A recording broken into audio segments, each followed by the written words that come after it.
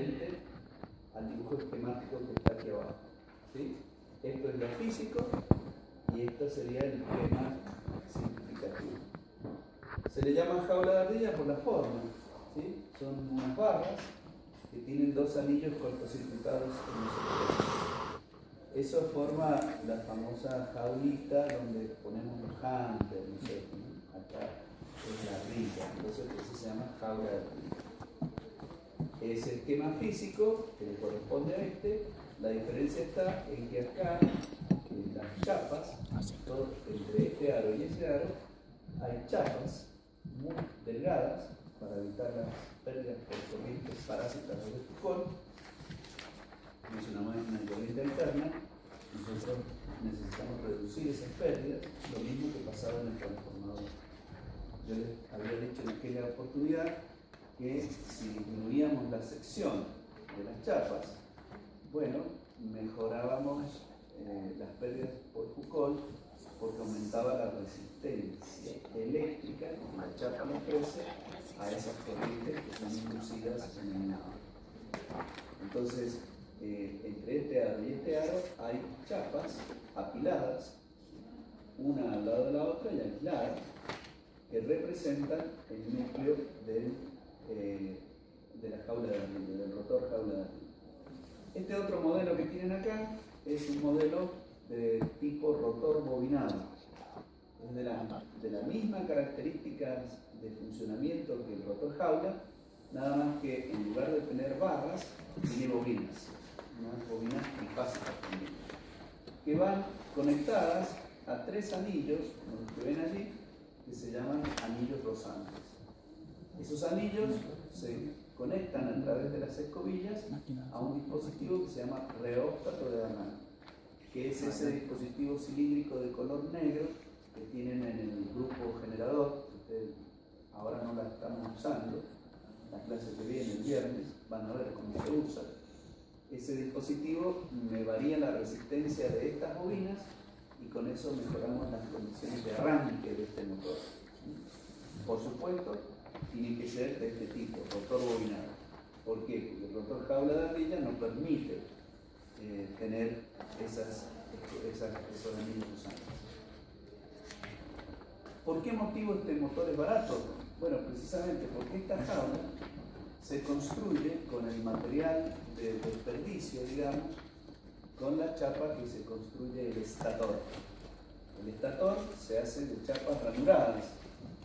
Allá cuando vayan al laboratorio se les voy a mostrar. Hay un cuadro que está en la esquina del pizarrón, en la esquina superior izquierda, ese que tiene exactamente. Este sería la chapa del estator, ¿cierto? Supongamos que las bobinas, las ranuras, sean de esta forma. ¿Sí?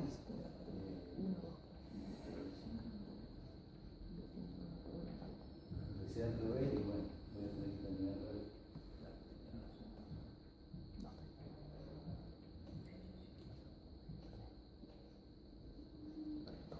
Este sería el detalle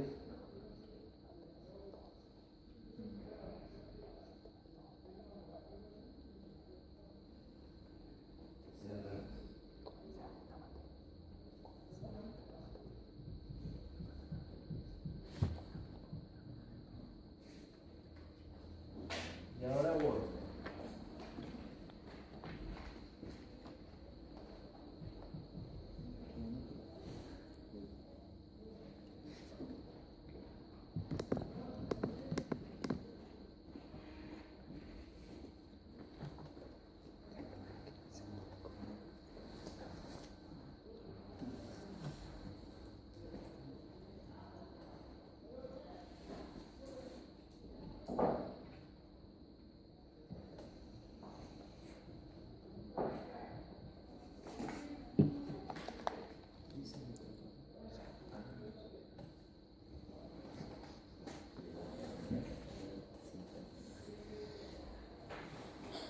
Digo 6, 7, 6, 7, entregarlos antes de que me acusaba o cuando a ti te había acusado.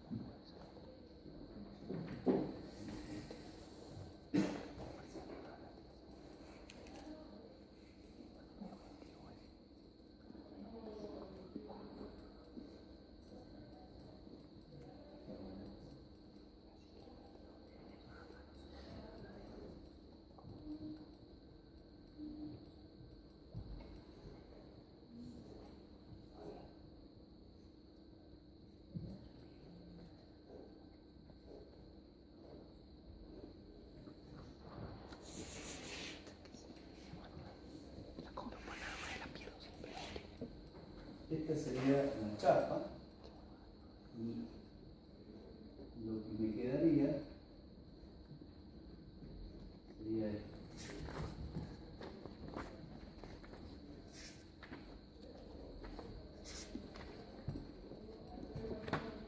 Después de estampar. El procedimiento para obtener estas formas se llama estampado. Es una máquina estampadora. ¿Sí?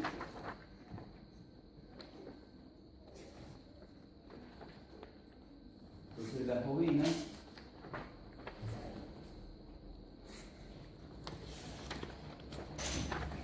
se alojan en las ranuras.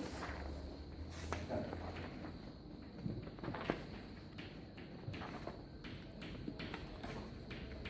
¿Ah? En el estampador.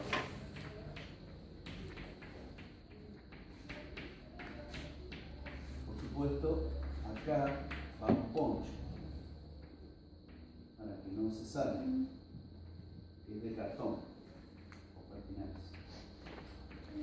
¿Sí? ¿Está? Entonces, todo lo que sería desperdicio sería esto. ¿Está bien? O sea que si yo lo dibujara ese desperdicio y me quedaría, vamos a hacer algo así. No. Me quedaría algo así. ¿Sí? Lo que sería el negativo. ¿Sí? Algo acá así. Bueno, continuando, quedaría, por supuesto, todo el desperdicio. ¿Está bien? Y eso es lo que se sabe. ¿Se dan cuenta?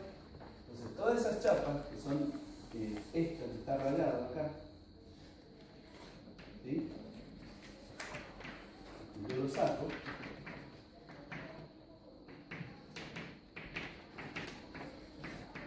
Es lo que utilizo para el rotor. ¿Sí? Porque yo ahora voy a tener todas estos dientes donde se van a alojar las bobinas, si son las bobinas o las barras del rotor. ¿Entendieron? Entonces estas barras se intercalan entre cada barra. Le dan rigidez. ¿Entienden? Entonces todo se aprovecha. La parte externa para hacer el estator y la parte interna para hacer el rotor. ¿Sí? Esto se apila. Se apilan. Una a continuación de la otra.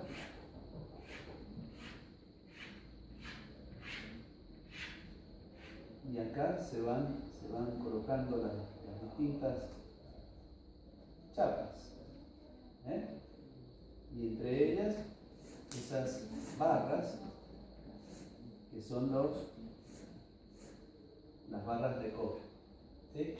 Y atrás el otro aro. Se comprimen y se les coloca un seguro para que queden comprimidas. Todas las chapas, apiladas y comprimidas. Así se hace, sí. Ahí el diámetro del rotor no tendría que ser más chico. Sí, en realidad. O sea, como para que no alcance ni a rozarlo y haga. Bueno, sí. Lo que pasa es que yo traté de mostrarles eso, pero va a ser más chico, sí. Va a ser más chico.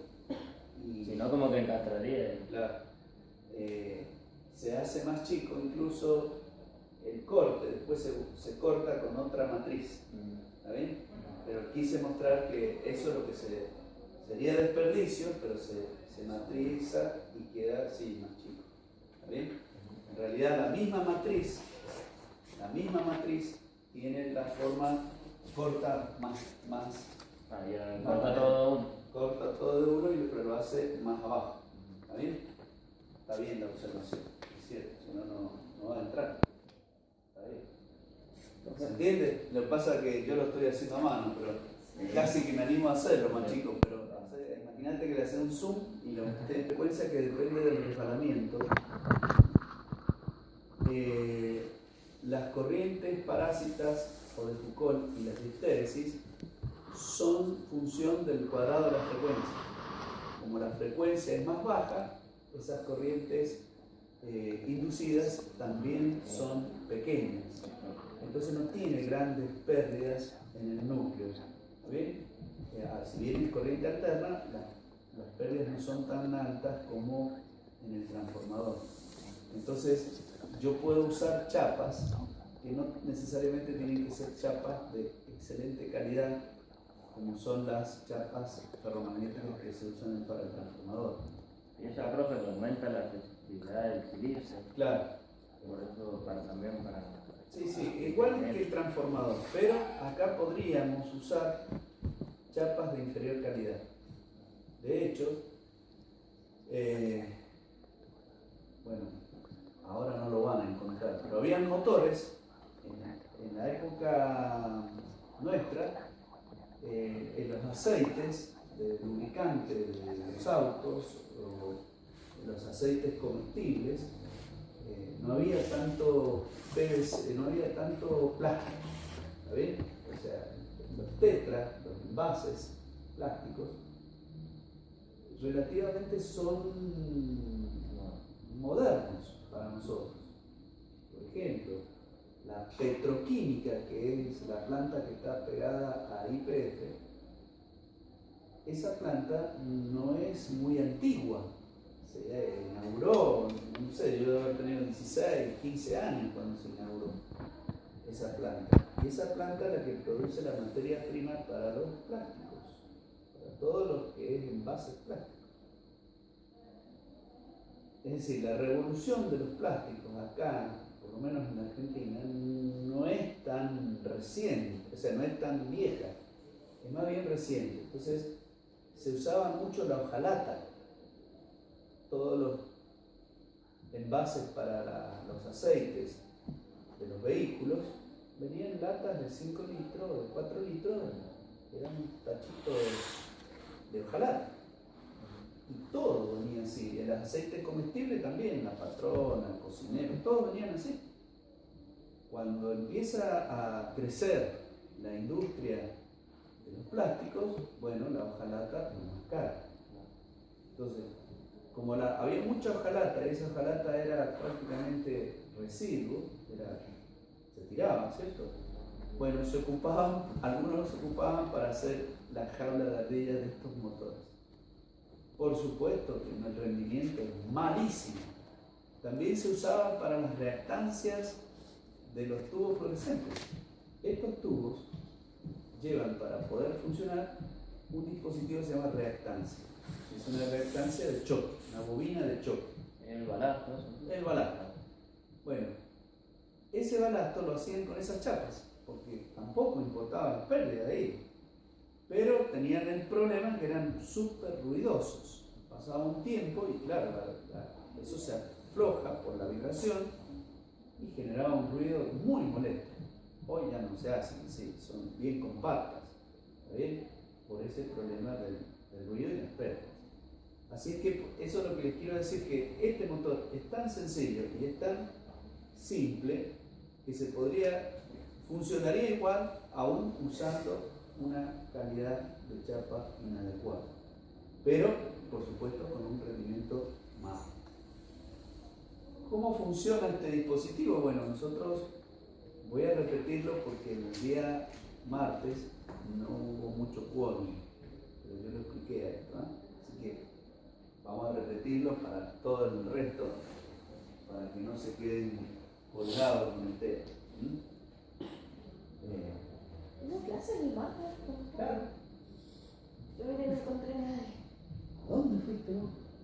A la aula 15. Yo también fui a la 15, preguntarle a él. No, se fueron a otro lado. Yo también me clavé. Y cierto, me hicieron transpirar porque di vuelta por todos lados y estaban acá. Se habían venido acá. ¿Sabe que no? Bueno,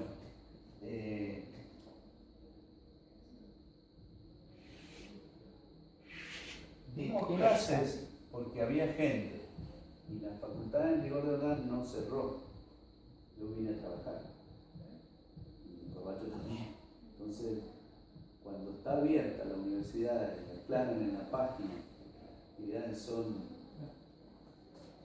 no puedo decir no, vivir un poquito, no, hay que atender a bien.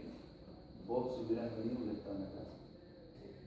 ¿Me entienden? O sea, no se enojen, pero no tomamos lista, no tomamos asistencia, si hubiera habido un parcial se suspende, eso sí, no se puede tomar. Pero clases, si vienen alumnos, hay que estar. Avanzamos un poco, terminamos con la máquina síncrona, pero esto lo inicié, así que ahora lo voy a repetir porque amerita para que entiendan. Pero esto, digamos, este sería un esquema de una máquina ideal. ¿Sí? Esta máquina ideal consiste en una pieza móvil, ¿sí? Que tiene en realidad dos piezas móviles, la de afuera y la de adentro, ¿sí? Sería así. Acá tenemos un polo norte, un imán permanente, ¿cierto? Que es un polo norte, y acá abajo un polo sur. Entonces, por algún modo, por algún medio, yo hago girar la pieza externa, ¿sí? En un sentido determinado. Y en esta pieza móvil tenemos una bobina, una espiga, digamos, que está arrollada en cortocircuito. ¿Está? Es un cortocircuito. ¿Se entiende? Entonces, ¿qué hacemos? Al hacerla girar,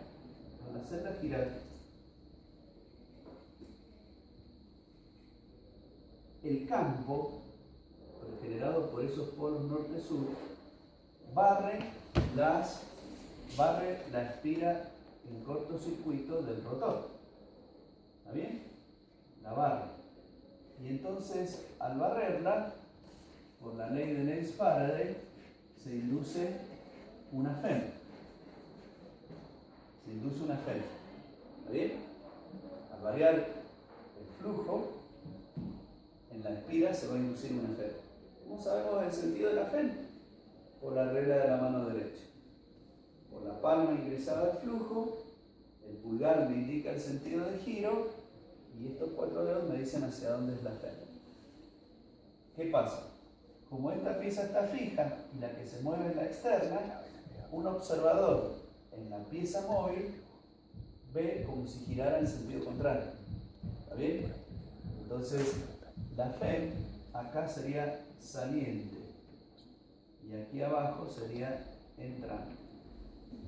¿Qué sucede? Como esa FEM que se ha inducido en la espiral está en cortocircuito, va a hacer circular una corriente.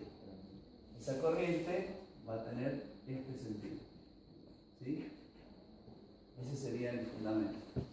Entonces, esa corriente ahora que está dentro de un campo magnético, ¿sí? Generará una fuerza en ese conductor, que la determinamos con la regla de la mano izquierda. La izquierda es para la fuerza, la derecha para la FEM. Entonces, por la palma ingresa el flujo, la corriente es saliente y la fuerza tendrá este sentido. Y en la parte inferior tendrá este otro sentido. Esta será la fuerza.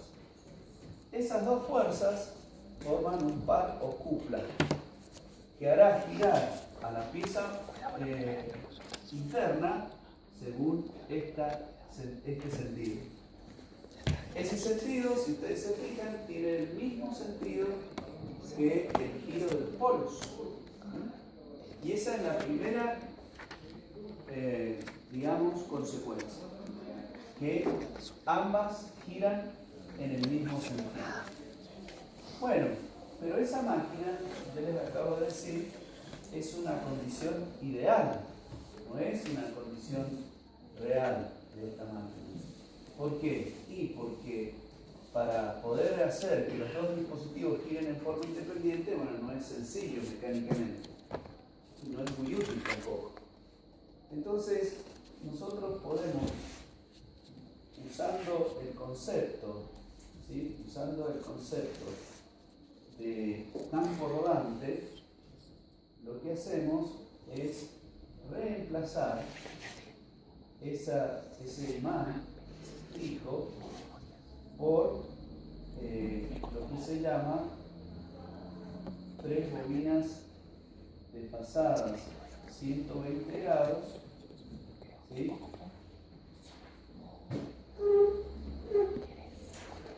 Alimentadas por una corriente trifásica. Entonces tenemos la fase R, R',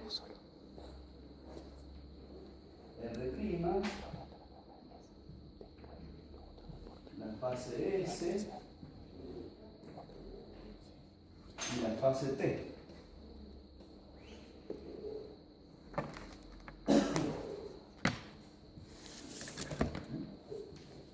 Entonces, aquí adentro volvemos a tener la pieza móvil, ¿sí? Está un poco grande, pero bueno, donde teníamos esa espiga en cortocircuito. ¿Qué sucede?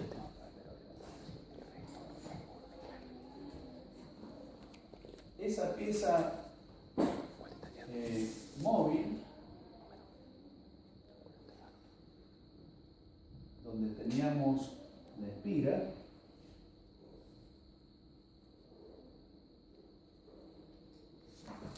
vamos a conseguir el mismo efecto porque nosotros acá, al tener 3 bobinas desfasadas 120 grados con las que circula la corriente trifásica, ¿qué propiedad tenía la corriente trifásica? Generaba un campo rodante, que era equivalente a 2 polos sombra que giraban a la frecuencia de sincronismo. Es lo que hemos visto en la reacción del inducido, lo hemos cansado de llenarles la cabeza con tanta reacción del inducido y ahora han podido ver, ¿sí?, los fenómenos que produce una carga de RL, una carga capacitiva. Entonces, la propiedad que tenían las corrientes alternas trifásicas o polifásicas eran las de producir un campo magnético rodante, que equivalían a 2 polos sombra. Entonces equivale a 2 polos norte-sur que ahora van a estar girando a la frecuencia de sincronismo 60 por F sobre P, que ya conocíamos. ¿Sí? Entonces, a esas 3 bobinas yo las alimento, y por la bornera las alimento con esa corriente trifásica. ¿Sí? Entonces, en el rotor se va a inducir esa FEM, va a circular una corriente y voy a tener el giro del rotor. ¿Está claro? Pero ya esta pieza ya no es necesario que esté girando, sino que va a ser fija. El campo es el que se va a mover. Entonces yo la puedo anclar a esta máquina, la puedo tener anclada, ¿sí? Fijada. Entonces, ¿qué conclusiones puedo sacar de esto? Y nosotros habíamos visto que acá la FEM se ha inducido. Entonces esta máquina también recibe el nombre de máquina de inducción. Había otra máquina que funcionaba con este principio, el transformador. Lo que pasaba con el transformador es que esta pieza, que era el secundario, era fijo. ahora se puede mover, pero es similar al transformador. Y también se llama asincrónica o asíncrona. ¿Por qué motivo? Bueno, porque la velocidad con que gira el rotor, le voy a llamar N2, es distinta a la velocidad del campo. ¿Por qué? Y porque para que exista la inducción y haya una variación de flujo en el tiempo, las dos velocidades deben ser distintas. Claro. Esa diferencia de velocidades se caracteriza por un parámetro nuevo para ustedes que se va a llamar resbalamiento y que se caracteriza con la letra S. Y que normalmente también se suele expresar en términos de porcentaje cuando ese valor se multiplica por 100. ¿Sí? Ese sería el fundamento. Hay otro detalle en esta máquina y es que nosotros sabemos, por la teoría del campo rodante, que si permutábamos dos fases, el campo invertía su sentido de giro. ¿Está bien? Cambiaba el sentido de giro. Bueno, en esta máquina, en este motor que hemos formado, también se puede invertir la marcha permutando dos fases. Muy sencilla la forma de hacer. Yo cambio dos fases y el motor cambia el sentido de giro. ¿Está? Este motor es así de sencillo. Profe, Sí. como no entendí hacemos lo de las reglas de la mano derecha, esa parte. Mano derecha. Siempre por las manos ingresa, por las palmas ingresa el flujo. ¿Está bien? El pulgar hacia donde gira.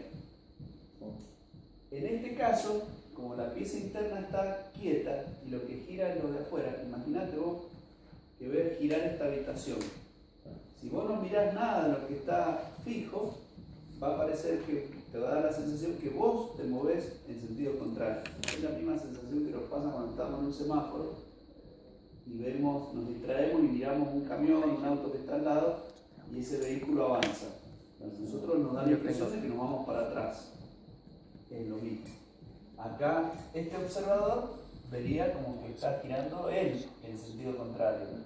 ¿Tá? Entonces él se mueve, en realidad está quieto, pero se mueve en sentido contrario. Entonces la FEM, el flujo atraviesa la palma, la velocidad ahora para él es en el sentido contrario a como está girando esta pieza. La FEM es salir. ¿Tá? Y para la fuerza, lo mismo, pero con la mano izquierda. El flujo atraviesa la palma, la corriente está saliendo y el pulgar me indica el sentido de fuerza. Entonces ahí vemos que esta pieza sigue al campo rodante del estator. Lo sigue. ¿Está bien? Lo sigue. Pero a una velocidad menor. ¿Está claro? ¿Está claro? Entonces, como esta máquina se asemeja a un transformador, es muy similar a un transformador, su análisis del principio del funcionamiento lo hacemos como si fuera un transformador, precisamente.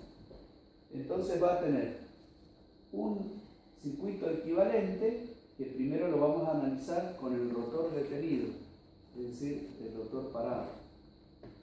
Entonces en ese caso tenemos en el primario, que lo representaría el estator, tendríamos la resistencia de los arrollamientos o bobinas del primario, R1, X1, que va a representar la reactancia por flujo disperso ahora, lo mismo que en el transformador, pero ese flujo disperso tiene tres fundamentos. Uno sería el flujo de ranura, es decir, las líneas de campo que no logran atravesar y llegar hasta el rotor, sino que se cierran en la ranura. Ese es un flujo disperso. El otro flujo es el que se produce entre los polos, se llama zigzag, por el camino que hace. ¿Sí? Y el otro flujo es el que se produce en las cabezas de bobina. Claro, porque acá, en el dibujo que yo hice, ¿verdad? La bobina, vamos a hacer dar la vuelta por acá.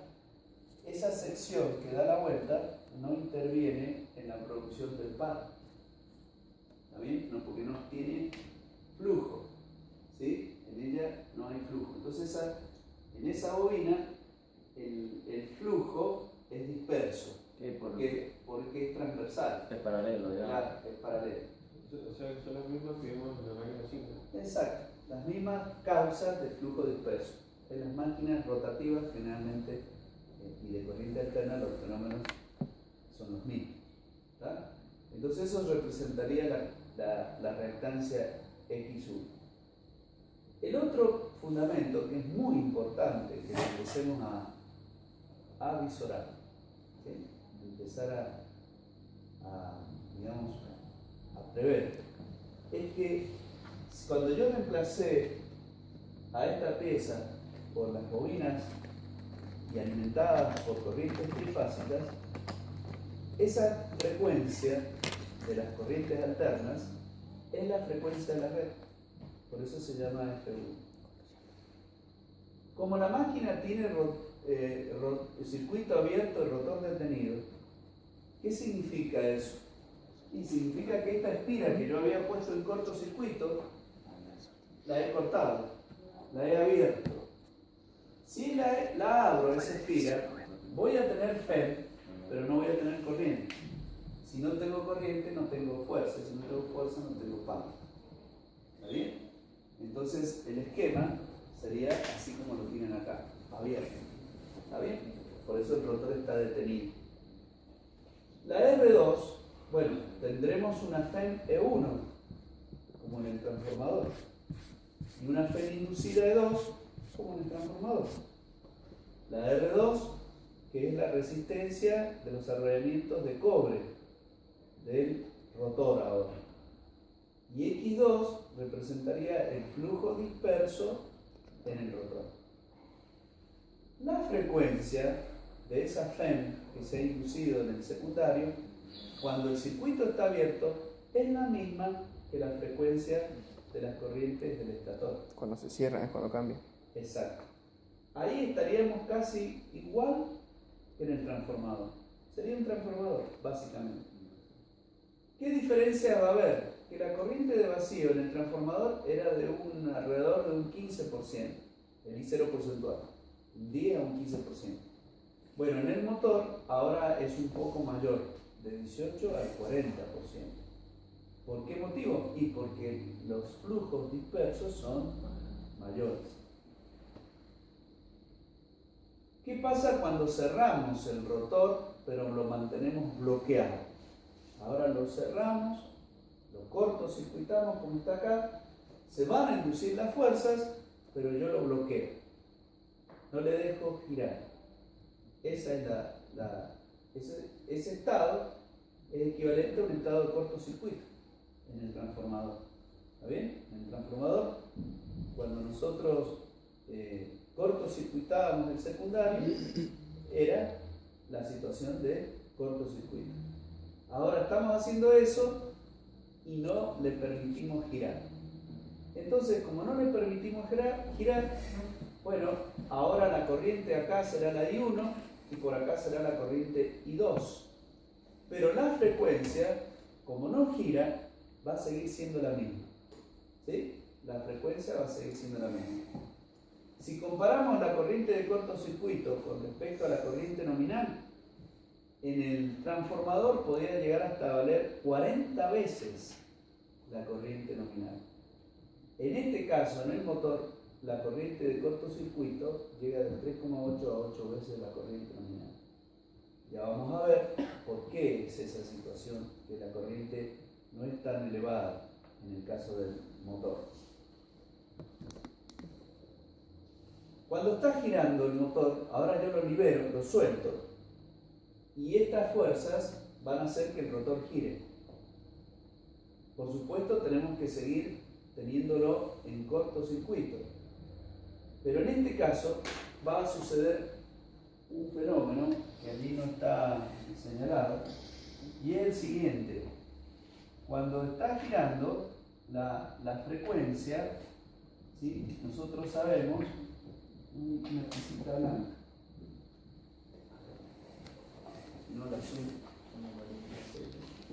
No, anaranjado. Sí, pero ya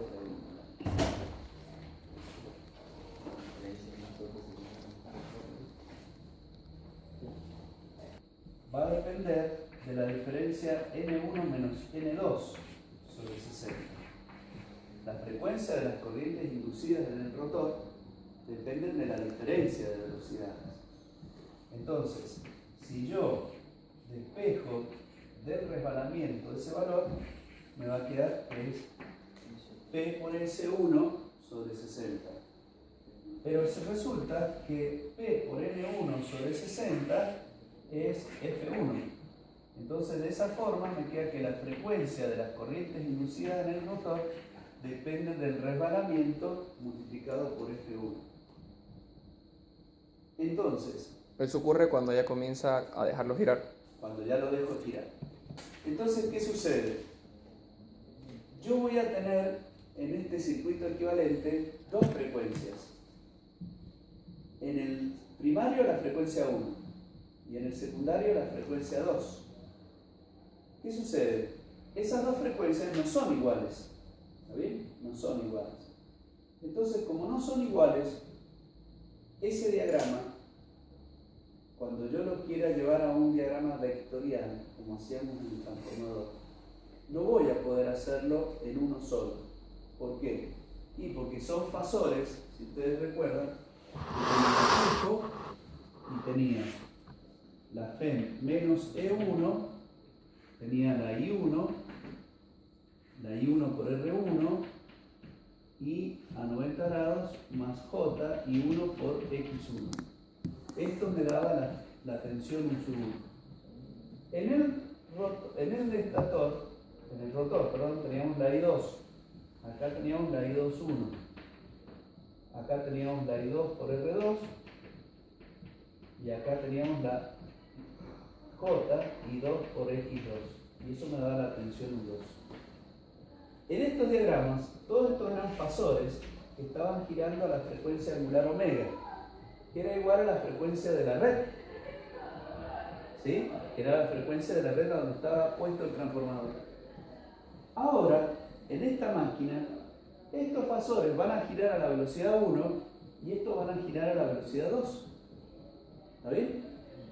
Son distintas, porque omega, acuérdense que es 2pi por f sobre 60.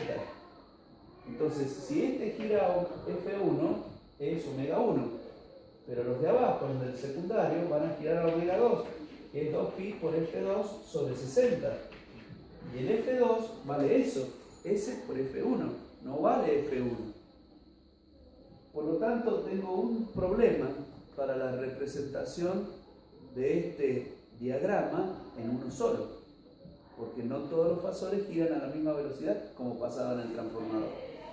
¿Cómo soluciono ese problema para que yo tenga la misma situación en ambos bobinados o en ambos fasores? Claro, lo que yo voy a hacer ahora es trabajar con la FEM.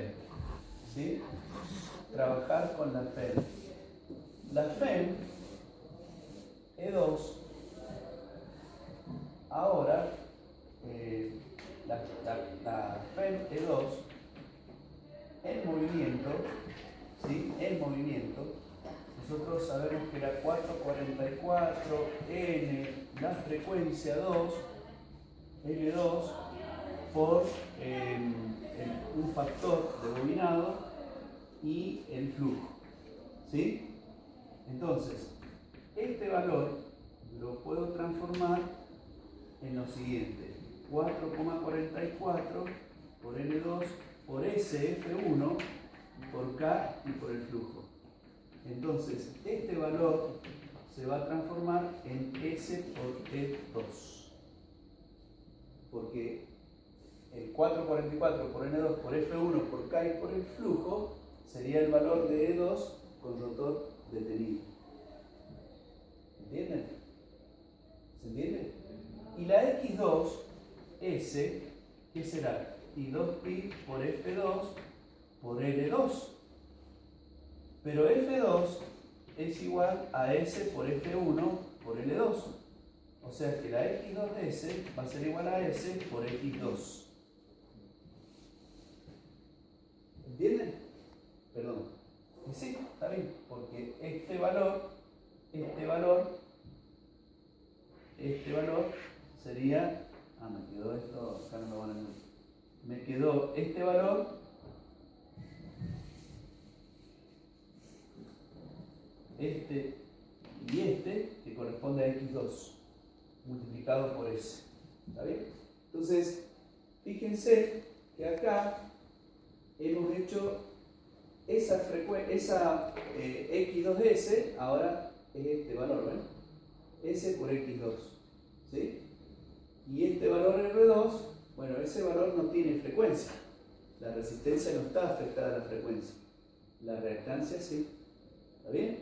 Entonces, en ese caso, si yo trabajo, en lugar de trabajar con x2s, trabajo con s por x2, la frecuencia ahora es f1.